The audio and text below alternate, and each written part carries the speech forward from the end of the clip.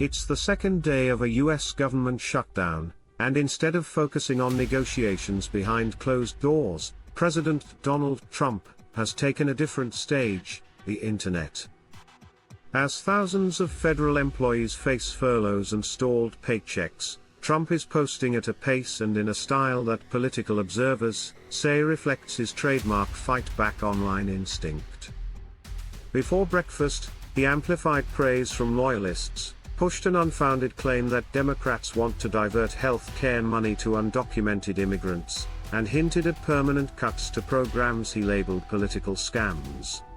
This digital storm, relentless and mocking, is being used as a substitute for traditional governing gestures. This is not a one-time strategy. Trump, now 79, has remained what analysts call chronically online, deploying the internet the way younger generations use it, to troll, amplify, and provoke. The White House itself has mirrored that posture. Even official government websites, normally neutral, are posting pop-ups blaming the radical left for the shutdown.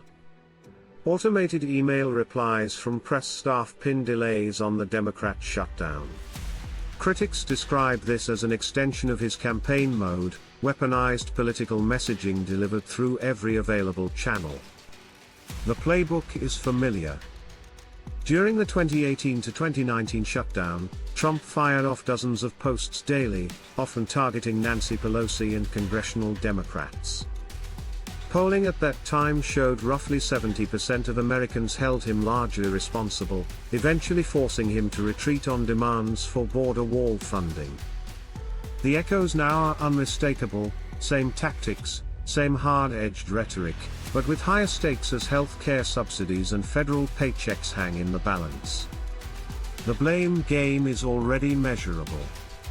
A New York Times/Siena poll conducted before the shutdown found more voters inclined to hold Trump and congressional Republicans responsible. And in a Washington Post flash poll on October 1st, nearly half of respondents pointed the finger at Trump and his party, with only 30% blaming Democrats. These numbers suggest that, despite his aggressive digital offensive, public opinion is not yet moving in his favor. Trump has chosen Truth Social, his own platform, as the primary battlefield. There, his trolling has crossed into territory critics say is racially charged.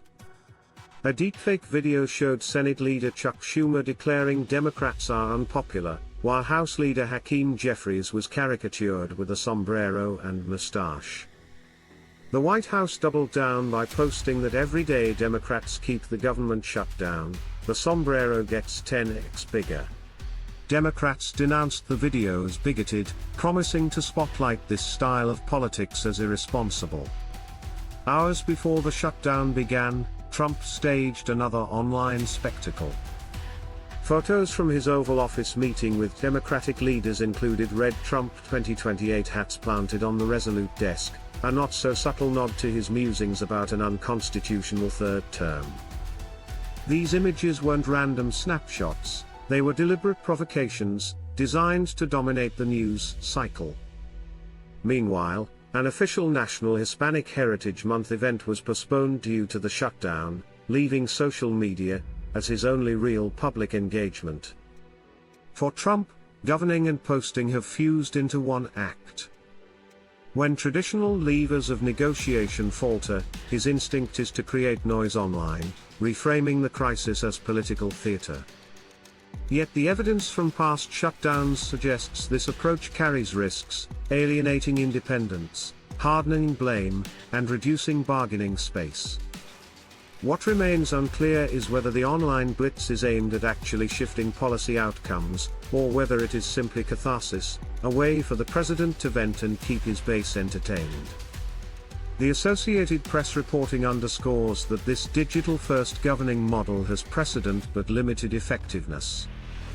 It helped energize Trump's loyalists but previously forced him into concessions when broader public opinion hardened against him. With polls again tilting toward blame on his side, history could repeat itself. In the meantime, the country waits, not for a breakthrough in negotiations, but for the next post.